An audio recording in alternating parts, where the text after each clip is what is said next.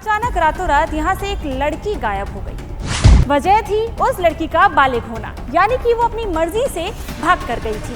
Bus stand के एक washroom में एक लाश जो कि एक लड़की की थी।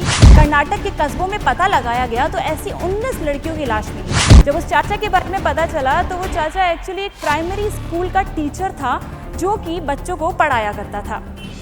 साल 2003, कर्नाटक का बारीमार गांव, एक बहुत ही साधारण सा दिन। लेकिन इस गांव में हल्ला तब हुआ जब अचानक रातों रात यहाँ से एक लड़की गायब हो गई। परिवारजनों से जब पूछा गया तो उन्होंने बताया कि वो किसी दूसरे समुदाय के लड़के के साथ भाग गई है। जब इस बात की कंप्लेंट पुलिस स्टेशन में लिखाने गए तो पुलिस वालों ने इस बात को काफी गंभीरता से नहीं लिया। वजह थी उस लड़की का बालिग होना, यानी कि वो अपनी मर्जी से भाग कर गई थी। लेकिन जब इस पूरे मामले को एक सांप्रदायिक मुद्दा बना दिया गया तो इस मामले पर पुलिस ने गंभीरता से जांच शुरू कर दी। जब इस लड़की का फोन खंगाला गया तो उस फोन में काफी सारे नंबर्स निकल कर आए, जिसमें से एक और लड़की का नंबर था जिससे वो रात भर तक बातें किया करती थी। अब सवाल ये उठता था कि आखिर ये लड़की थी कौन। जब इस नंबर के रजिस्टर्ड एड्रेस पर पुलिस पहुंची तो पता चला कि जिस लड़की के नाम पर वो फोन नंबर था वो लड़की भी गायब थी, यानी कि वो लड़की भी किसी के साथ भाग गई थी।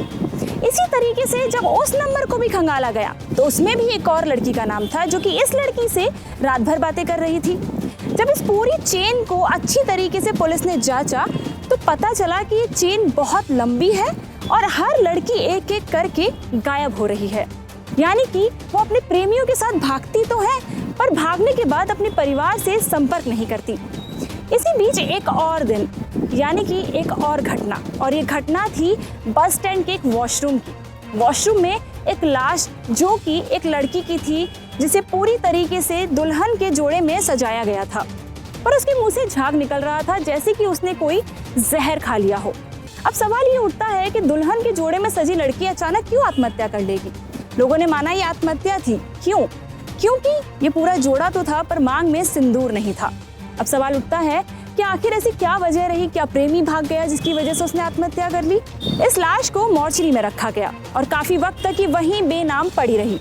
लेकिन बाद में पता चला कि ये लाश किसी और की नहीं, बारीमार गांव की उस लड़की की थी। ये लड़की गायब तो हुई थी अपने प्रेमी के साथ, मगर इसकी लाश अकेले मिली थी, यानी कि इसका प्रेमी सच में इसे छोड़कर भाग गया था। पर ये प्रेमी था कौन और ये ऐसा कर क्यों रहा था? इसी तरीके से जब और पुलिस थानों और मोर्चरी और कर्नाटक के कस्बों में पता लगाया गया तो ऐसी 19 लड़कियों की लाश मिली। ये सभी लड़कियां अपने घर से प्रेमी के साथ भागी थी, यानी कि ये लड़का जो भी था इन लड़कियों को भगाकर बहला फुसला कर ले जा रहा था, पर इनकी कहीं ना कहीं हत्या कर रहा था। अब सवाल उठता है कि आखिर इस आदमी का पता कैसे चला। दरअसल इन सभी नंबरों में एक नंबर ऐसा था जो किसी लड़के के नाम पे रजिस्टर्ड था। जब उस नंबर का पता चला तो वो एक छोटे से बच्चे के पास था और उस बच्चे ने ये बताया कि वो फोन उसके चाचा ने उसे दिया है। जब उस चाचा के बारे में पता चला तो वो चाचा एक्चुअली एक प्राइमरी स्कूल का टीचर था जो कि बच्चों को पढ़ाया करता था। उसे उसी वक्त हिरासत में लिया गया। पूछताछ करने पर जो पता चला वो काफी रूह कपाने वाला था। दरअसल ये आदमी लड़कियों को बहला फुसला कर अपने साथ ले जाया करता था और ये लड़कियां वो हुआ करती थी जो कि आर्थिक रूप से काफी कमजोर परिवार से आती थी, यानी कि इनकी दहेज देने की कोई भी हिम्मत नहीं थी। इसी वजह से ये इन्हीं लड़कियों को टारगेट करता था जो कि दहेज ना दे सके और जिनका परिवार इनकी शादी के लिए काफी चिंतित था। यह आदमी इन लड़कियों की एक लिस्ट बनाया करता था। इस लिस्ट में जो भी लड़की ऐसी थी जो इसके झांसे में फंस जाया करती थी उसको ये अच्छे बहला फुसलाकर बहाने बनाकर ये कहता था कि आज रात को हम चलते हैं, भाग चलते हैं, अगले दिन शादी कर लेंगे। और ये उस रात का एक होटल बुक किया करता था। उस रात ये उस लड़की के साथ शादी से पहले शारीरिक संबंध बनाता था और ये कहता था कि शायद कोई दिक्कत हो गई है तो अगले दिन आपको एक गर्भ निरोधक गोली लेनी पड़ेगी। शादी से कुछ घंटों पहले ही ये उस लड़की के हाथ में एक गोली दिया करता था। ये गोली गर्भ निरोधक नहीं थी बल्कि साइनाइड था।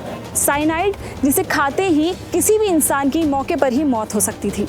ये लड़कियां अपने प्रेमी पर भरोसा जताती थी, वो गोली लेती थी, बाथरूम में जाती थी और उसे खाकर वहीं मर जाती थी। किसी को नहीं मालूम था कि ये आदमी इस तरीके की हरकत करता था। उन महिलाओं को भी कहीं भी इस तरीके का कोई शक नहीं था।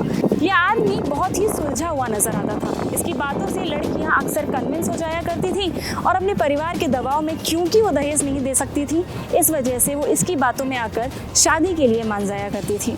अब सवाल ये उठता है कि क्या ये हमारे समाज की गलती है या हमारे माता पिता की, या फिर उन माता पिताओं की जो अपने बच्चों पर या अपनी लड़कियों पर शादी का दबाव बनाते हैं। ये कहानी आज हम आपको इसीलिए सुना रहे हैं क्योंकि OTT पर इसी से रिलेटेड एक सीरीज आई है। ये सीरीज इसी किरदार के इर्द गिर्द घूमती है और ये किरदार कोई और नहीं बल्कि है साइनाइड मोहन।